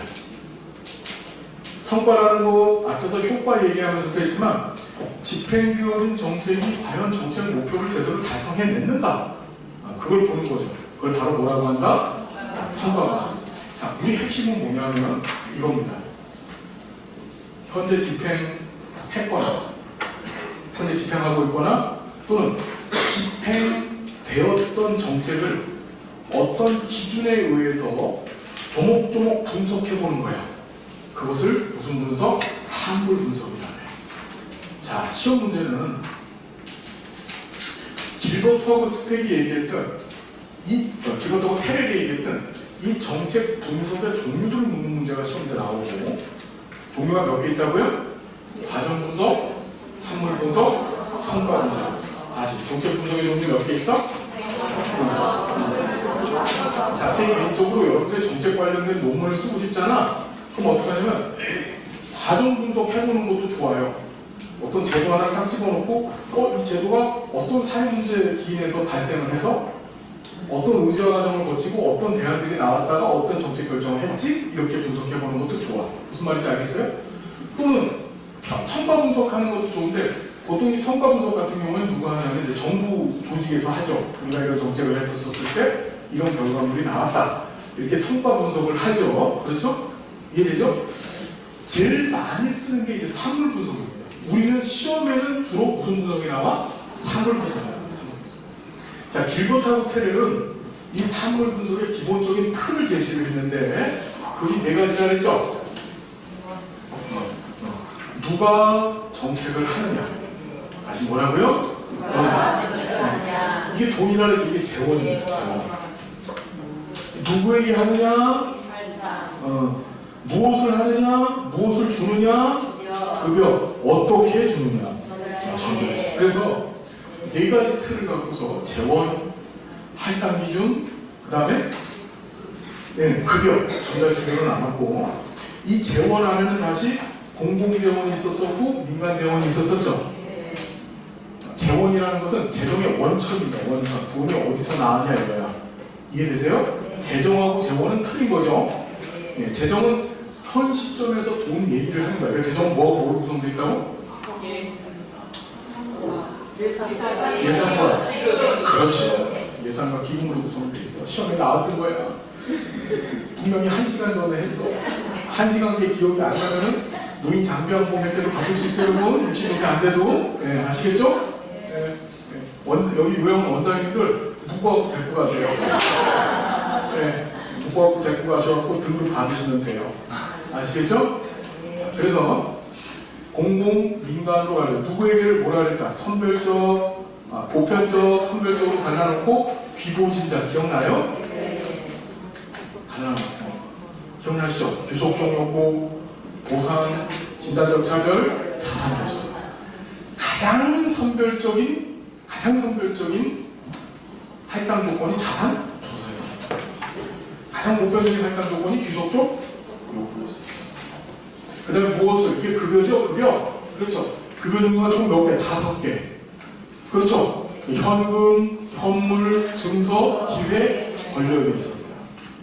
이것도 얘기했었죠. 자, 그 다음에 전달 체계가 있었습니다. 전달 체계. 우리 앞에서 전달 체계 잠깐 얘기해서 우리나라 최초의 공적 사회복지 전달 체계는 사회복지 전담 공무원이었었죠. 그러니까 전담 공무원을 통해서 국가가 만든 급여가 간 거야. 그래서 전달 체계야, 걔가. 무슨 얘기인지 알겠어요? 이해되시죠? 자, 그래서 다시 정리를 하자면 전달 체계 역시도 공공이고 민간이다 했죠? 그리고 하나, 혼합이 있었다. 혼합. 기억나요? 자, 그래서 우리 교재 보니까 68페이지에 과정 분석, 산물 분석, 성과 분석 나와 있어요. 중요합니까? 안 중요합니까? 읽어보시는 대로 파란 글씨는 기출되었던 내용들 그대로 옮겨놓은 거예요. 보니까 과정 분석을 보니까 국민기초생활보장제도 형성과정 분석. 어떤 사회 문제가 생겨서 어떤 문제가 됐고 어떤 대안들이 나와서 어떤 결정을 했다. 무슨 말인지 되시죠? 형성과정. 무슨 말인지 알겠어요? 그 다음에 노인장교양보호법 제정에서 이 집단의 영향 분석. 이 집단들이 어느 단계에서 영향을 줬겠어? 이슈화되는데 영향을 줬을 거고, 그렇죠. 그 다음에 대안들이 만들어질 때도 영향을 줬을 거고, 그 대안들 중에서 어떤 정책이 결정될 때도 영향을 줬겠죠. 무슨 말인지 되시죠? 네. 그 다음에 산물 분석, 이게 우리가 많이 할 거고, 대상자 선정 기준 분석이라고 했잖아요. 얘가 시험자. 그럼 대상자 선정은 이 네 중에 어느 거예요? 할당 기준 얘기하는 거죠? 할당 기준. 그래서 얘가 산물 분석이 된 거야, 얘가. 예를 들어 시험 문제, 노인장교양보험법상의 급여 분석에 관한 연구 이랬어. 급여 분석. 그건 무슨 분석에 해당하겠어? 산물 분석이죠. 급여니까. 급여, 재원, 할당, 전달체계, 급여. 재원, 할당, 급여, 전달체계. 오케이? 자, 보시고 세 가지 축은 안 봐도 돼요.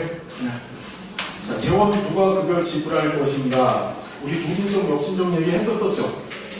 넘어가시고 다 읽어보셔야 돼. 할당 누가 급여 지급 받을 것인가. 됐나요? 예. 자, 쭉 보시고 할당의 세부 원칙 나와 있죠. 나는 이번 18회 시험에 반드시 할당의 세부 원칙이 나올 거라고 믿어. 귀보진자. 확실히 나와야 돼, 이게. 참 오랫동안 안 나오고 있었어요. 반드시 나올 거예요. 됐나요? 꼭 보시고 넘어갑니다. 급여 종류 나와있죠? 현금, 현물, 증서, 기회, 권력. 여러분들 보시되 어디 보시냐면 맨 밑에 보시면 현금, 현물, 현금, 증서의 주요 특징 비교라고 해놨죠? 이거 여러분들 꼭 보셔야 됩니다. 어떤 게 더 유리한가? 전달체계 종류 공공과 민간이 있고 혼합이 있다 그랬죠? 네? 보시고 그 다음에 전달체계 구축의 원칙 나와있죠? 이게 자 보시면 정책론에서 9회 때 한번 접근성 문제가 나왔었는데 얘는 행정론에서도 나와요. 전달체계 구축 원칙. 행정론에서 주로 계속 나오는 거야. 사회복지 행정 전달체계 구축하고 정책 전달체계 구축이 같습니다. 무슨 말인지 아시겠죠? 그러니까 꼭 봐야 돼, 말아야 돼. 얘를 보면 행정론은 끝나는 거야. 아시겠어요? 넘어갑니다. 이제 사회보장입니다.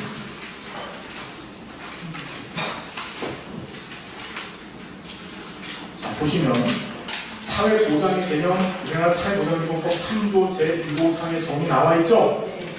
그래서 사실장문질, 양출빈, 사회조경 8가지 공부했었었죠? 그거 대응하기 위한 사회보장제도가 우리나라는 뭘 얘기했다? 사회보험, 공공구조, 사회 서비스. 우리나라는 법에서 사회보장의 정책적 수단을 3가지만 제시한 거야. 사회수당 제도가 있어요, 없어요? 법에 없어요, 우리나라는 법에. 아시겠죠? 사회보장의 범위 그냥 읽어보시고, 사회적 위험과 사회보장에 있었을 때 ILO에서 정한 5가지 사회적 위험과 이에 대한 사회보장 정책이 나와 있는데, 이거 알아야 돼요, 몰라야 돼요? 몰라도 돼. 자, 신사회적 위험 보시고, 신사회적 위험의 등장 배경들, 뭐 3개 아까 얘기했었죠? 한번 읽어보시고, 자, 그때 테일러 그룹이라고 나와있죠? 여러분, 정말 죄송한데, 얘는 시험에 나올 거야. 지금까지는 안 나왔는데, 내가 예언을 할게. 올해 나와. 그래서 내가 이걸 넣었어. 너는 책에다가. 왜 올해 나올까? 사회복지 전담 공무원 시험에 나왔어. 보통 공무원 시험에서 한번 때려주면 그 다음에 2급 시험이 나와요. 무슨 말인지 알겠죠? 자, 테일러 구비가 어떻게 되냐면, 옛날에는 사회적 위험이 실업, 노령, 산재 등의 소득이 중단을 가져오거나 혹은 질병이 가져오는 예외적인 지출, 이게 사회적 위험이라고 봤는데, 그래서 소득 보장해주면 된다고 생각했던 거야. 우리 베버리지 보고서에서도 소득만 보장해주면 된다고 본 거죠. 근데 지금은 어떻게 됐냐면, 신사회적 위험, 신사회적 위험의 4가지 발생 경로가 등장하는데, 이거 좀 잘 보십시오. 맞벌이 부부의 증가, 여성 교육 수준이 향상됐어. 그럼 이제 어떤 일이 벌어지냐면, 여성들의 노동시장 참여가 급증해져. 그러면 일과 가정을 양립하기 어려운 저수면 노동자 계층이 늘어나는 거예요. 이해가 돼요? 무슨 얘기지? 네. 다시, 맞벌이 부부가 증가하고 여성 교육 수준이 늘어나면은 여성들의 노동시장 참여가 증가하고 일과 가정을 양립하기 어려운 저수면 노동자 계층이 증가하고, 이 사람들은 일자리를 찾아 못 찾아? 못 찾아. 지금 잘 봐. 어떤 얘기냐면, 테일러 보기는 가족 단위를 생각했었을 때 가족 전체가 생존하기 위한 수입을 과거처럼 가장 혼자만의 수입으로 대체할 수 있는가? 없다라고 얘기한 겁니다. 지금 우리 살아가는데 남편 혼자서 돈 벌어서 가족이 살아요? 뭐냐면 사는데 들어가는 지출이 너무 많아진 거야. 휴대폰비 내야지, 차 끌고 다녀야지, 무슨 가끔 가다 여행도 다녀야지, 밥은 3끼 중에 1끼 꼭 밖에서 먹어야 되지, 그죠? 옛날에 비해서 지출이 엄청나게 커졌어요. 그러니까 맞벌이로 살아야 되는데, 산업이 고도화가 되면서 어떤 특정한 능력을 갖고 있지 않은 사람은 이 노동시장에 진입을 못하는 거야. 그러니까 정리하면, 맞벌이로 꼭 살아야만 가족이 다 사는데 특정 능력을 갖고 있지 않은 사람은 뭐 하는 거야? 노동시장에 진입을 못하니까 이 저수면 여성 노동자들은 아무것도 할 일이 없고 수입을 발생시키지 못하니까 남편 혼자 가서 돈을 벌어와야 되고, 그러니 가정이 어려워지는 거야. 이게 신사회적 위험 첫 번째.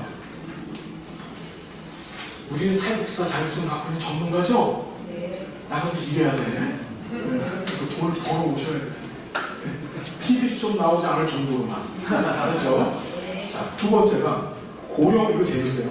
이게 다 여성과 관련된 고령화로 인한 노인 인구의 증가로 노인 돌봄의 부담이 급증했어. 여성이 노동시장에 철수해서 혹벌이 부부가 되면 가구의 소득이 감소해서 빈곤 가능성이 증가하는 거야. 뭐냐면은 고령화가 되니까 집안에 늙은 사람이 생겼어. 이렇게 치매 비품이 온 거야. 그럼 이거 가만 놔두면 어떻게 돼? 치매는 온 방에다가 뭘 칠하고 다니겠죠. 그렇죠. 예. 중풍은 어떻게 돼? 예. 가만히 내비두면 이러다 돌아가실 수가 있어. 그러니 간병인이 있어야 되는데, 여자하고 남자 중에 누가 간병을 봐? 여자가 간병을 봐요. 여자가. 그럼 이제 어떤 일이 벌어져? 혹벌이 부부가 되면 가구 소득이 떨어지죠? 그래서 빈곤이 되는 거예요. 그러니까 정리하자면 이 테일러하고 구비는 둘이 같이 벌어야만 되는 세상인데, 둘이 같이 못 벌게 되는 상황들이 자꾸 발생해서 그것을 빈곤 상태로 갖고 간다고 얘기하는 거예요. 지금 여러분 가정들이 둘 다 같이 보세요? 네. 저기 두 부부신가요?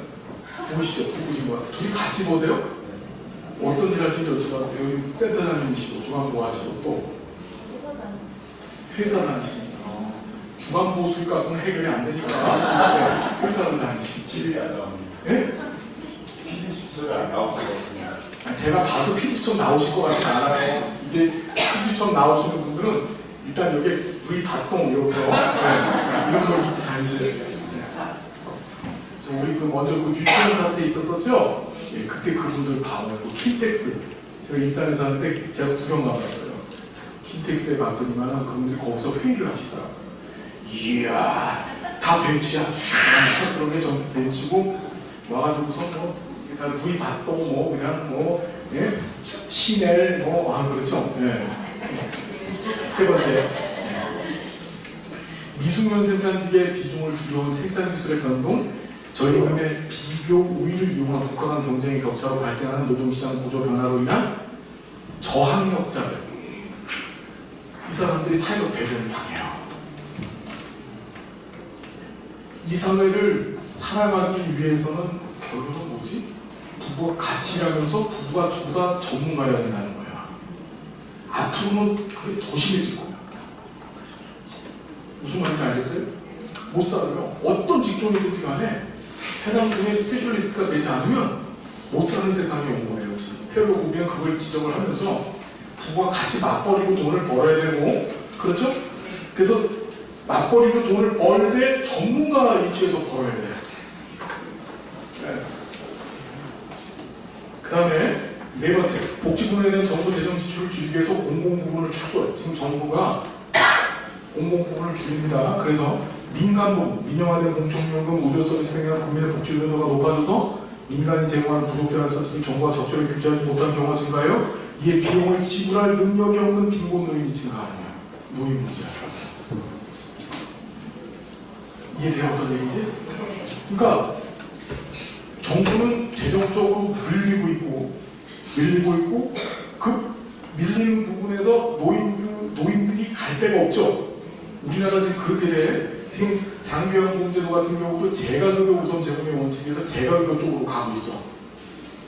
왜냐면 재가급여하고 시설급여 중에서 시설급여는 재가급여의 2배만큼 비용이 들어가요. 나중에 제가 한번 그 자료를 보여드릴게요.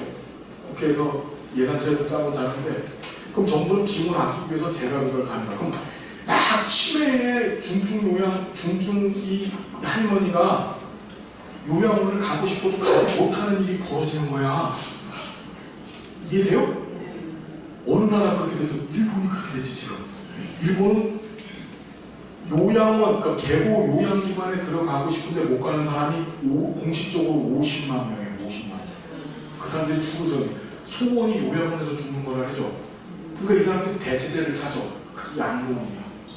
실비양로. 거기 가면 돈을 내야 되지. 이해되죠? 무슨 얘기인지. 그러면 그게 뭘 만드는 거야? 빈곤 노인을 만드는 거야. 갖고 있는 거 싹 쏟아가지고 뭐 하는 거지? 양로가 아닌가. 우리는 그렇게 돼가고 있어요, 지금 우리도. 무슨 말? 제 국가 재정은 무한대로 쏟아지는 돈이 아니고 절약을 해야 되는 거죠. 그러니까 한마디로 정리해드릴까? 여러분들이 잘 살고 싶으면 어떻게 해야 돼? 첫 번째, 둘이 같이 벌어라. 두 번째, 전문가적 지식과 기술을 가져라. 자, 세 번째, 양로원 갈 정도 수입을 저축해놔라. 여러분 기억하셔야 될 게, 정부의 사회보장 정책을 절대 믿으시면 안 돼. 제가 장담하겠습니다. 우리나라도 국민연금 이제 적립방식 깨뜨리고 부가방식으로 갈 거고, 부가방식으로 가면 급여 수준은 지금보다 훨씬 떨어질 겁니다. 왜? 젊은이한테 세금 걷어서 제도 운영해야 되기 때문에 많이 걷으면 젊은이들이 낼까 안 낼까? 안 내지. 그러니까 더군다나 노인 인구가 많고 젊은 사람들이 적기 때문에 안 돼. 그러니까 연금의 액수가 질이 떨어질 거예요, 지금 우리나라가. 그래서 지금 그것 때문에 기초연금을 자꾸 올리는 거예요. 그 다음에 두 번째가 장기요양보험 많이 믿지 마시고 장기요양보험 공공보조체제처럼 갈 거예요. 그래서 일본이 그렇죠. 개호보험기관에 들어간 사람들이 특히 입소시설 들어가신 분들은 전부 다 어떤 사람들이야? 진짜 생활 어려운 사람들만, 걔네들은 시정령이라고 해갖고 시군구에서 그걸 운영합니다. 우리나라 시군구 단위에서. 그럼 글로 가는 거야. 돈 있는 사람들은 전부 양로시설 신권타운으로 가요. 우리도 그렇게 될 거예요. 자식들이 여러분들을 부양해 줄 거라고 생각하세요? 그런 망상을 갖고 계신 분들은 그 망상을 빨리 내쫓으시고, 여러분들 스스로가 노년 준비를 하셔야 돼요. 진짜 이거 섬뜩한 일이야. 자, 텔로 국이 꼭 기억하시고 사회 안전망까지 얘기 좀 해봅시다. 예. 사회 안전망 여기 좀 볼게요. 자, 우리 많이 들어봤죠? 자, 1차 사회 안전망이 있고 2차 사회 안전망이 있어요. 자, 여기 잠깐만 봅시다. 빨리 얘기해주세요. 이거 시험에 나오 15회 때 한번 나왔었는데 여기 저 좀 봐요. 자, 1차 사회 안전망이라는 것은 뭐냐면은 내가 내 돈 내서 내가 내 사회보장 받는 거야. 사회보험제도가 1차 사회안전망이야. 사회보험. 내가 보험금을 내서 기여금을 내서 그걸 통해서 내가 어떻게 내 사회보장을 받는 거죠. 근데 공공구조 2차 사회안전망은 뭐냐면 내가 내 돈 안 내고 국가가 무상으로 주는 것에 의해서 사회보장을 받는 거예요. 공공구조제도가 뭐라고? 2차 사회안전망이야. 이해되시죠? 예. 그 다음에 3차 사회안전망이 있는데 이것은 긴급한 거. 그러니까 일상적인 일이 아니고 갑자기 내 삶에 어려운 일이 팍 터졌었어. 그때 일시적으로 국가가 내가 돈 안 냈는데도 불구하고 나한테 도움을 줄 국가가 싹 빠져나가는 거야. 이게 긴급구호제도 또는 긴급복지제도가 거기에 한대요. 1차 사회안전망, 2차 사회안전망, 3차 사회안전망 뭔지 아시겠죠? 1차하고 2차는 굉장히 일상적인 거죠. 내가 보험 가입해갖고 보험료 내고 거기에 혜택 받는 거고 2차는 내가 아무것도 안 내고 그냥 무상으로 받는 거고 3차는 긴급한 상황에만 잠깐 혜택 받고 그 다음 빠져나가는 거 국가가. 자, 노인 부양비 문제가 시험 문제 하나 나왔는데 우리 요것도 시험에 나올 거야. 유엔에서 정한 노인 인구 비율에 따른 사회 형태. 우리 고령사회, 고령화사회, 고령사회, 후기 고령사회 뭔지 아시죠? 우리나라는 지금 어디가 있어? 네. 이게 뭐라고요? 네. 우리나라는 지금 고령사입니다. 초고령 아니고요. 네. 여기 옆에 써놨죠? 2018년 그 비율이 14.3%가 돼서 유엔이 정한 고령사에 진입하게 되었다. 내가 써서도 참 잘 쓴 것 같아요. 잘 쓰지 않았어요, 여러분? 네. 진짜 합격할 수 있게 해놨어요. 진짜 믿고서 봐주세요, 여러분, 진짜. 네. 그래서 노인 부양비라고 하는 것이 뭐냐면은 생산 가능이고 우리나라는 15살 때부터 일을 할 수 있어요. 아세요? 15세서부터를 생산 가능 인구라고 얘기합니다. 그래서 64세까지를 생산 가능 인구라고 얘기를 해요. 그래서 100명에 대한 노령 인구 비입니다. 그러니까 노인 부양비는 이런 고령 인구를 생산 가능 인구로 나눠서 거기에 대통령을 한 거예요. 우리는 지금 노인 부양비가 늘어나고 있어, 안 늘어나고 있어? 급증하고 있죠. 그러니까 심각한 거고. 나머지 보시고 사회보장 영역 읽어보시고 운영 원칙 시험에 잘 나와요. 요번에도 시험에 나왔었죠. 17회 시험에. 이게 사회보장기본법제 25조 있는 내용입니다. 보시고 소득제 분배, 정치사회적 효과, 경제적 효과 다 한번 읽어보시되 90페이지에 보시면은 소득 효과하고 대체 효과가 있어요. 요거 얘 잘 써놨거든요. 실질 소득이 많은 이제는 노동 시간을 줄이고 여가 시간을 많이 가져야지. 놀면 뭐하나 시간에 갖지 않더니 시간 할때 더 열심히. 자, 뭐냐면 이런 거지. 저 잠깐만 이거만 하고 끝냅시다. 자, 죄송한데 자 보세요.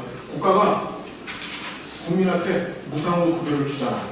지금 현재 이 소득 효과, 대체 효과가 시험에 한 2번 나왔었는데 올해 시험에 나올 거야. 왜 나와야 되냐면은 지금 현재 정부에서 하고 있는 일자리 안정 자금이 바로 이 소득 효과, 대체 효과 개념에 반영된 거예요.